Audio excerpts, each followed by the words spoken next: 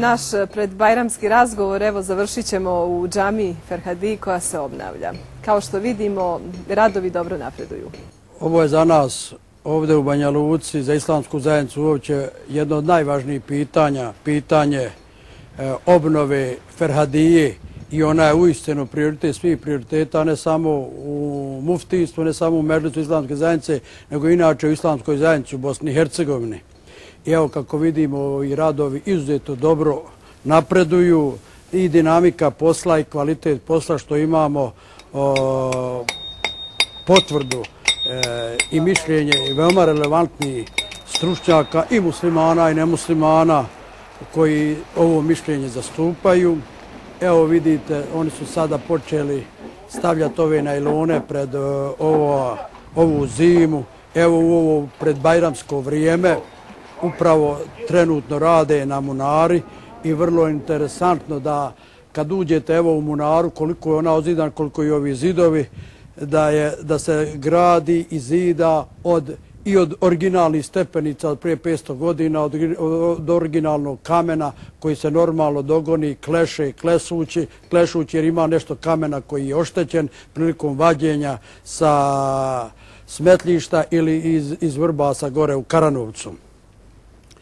Kažem, radovi se, evo vidite, izuzetno dobro, nema još 1 metar do prstena kupole i mi smo izuzetno zadovoljni. Normalno, bit će jedna velika potreba za novcem u rano proljeće, ako Bog da, ako ne bude hladnoće i ne bude snjegova, radovi se nastavljaju i što je najvažnije, nemamo nikakvih problema ovdje kod izvođenja radova, niko ne napada, ne vrijeđa ni ove radnike, niti bilo koga ovdje. I evo i vi i mi koji stalno dolazimo i ja koji sam tako reći svakodnevno ovdje u zidinama ove Ferhadije, gdje smo mi još 8. avgusta i džumu klanjali koju je predvodio naš uvaženi Reis ulema, profesor dr. Musa Efendija Cerić, i to nakon 15 godina od njenog rušenja. I kažem, evo u ove normalno decembarske, zimske dane mora se ovo sad zaštititi jer ovdje nema ništa betona, nema cementa, nema željeza i ne smiju se dalje radovi izvoditi dok ne prođe zima. Hvala vam na ovome razgovoru i budući da je sutra Kurban Bajram, Bajram Šerif Mubarek Olsun. Pa evo, meni je drago da ste došli.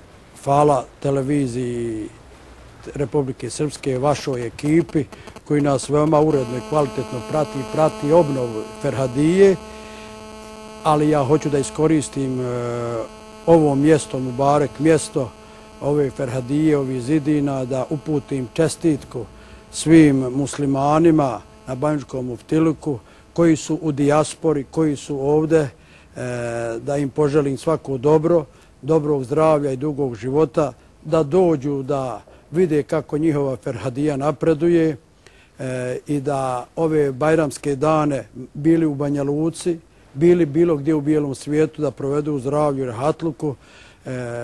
Želim iz srca zamoliti svemogućeg Boga Đelešanuhu za svako dobro njihovo i svih nas i čestitati Bajram riječima Bajram Šerif Mubarek Olsun.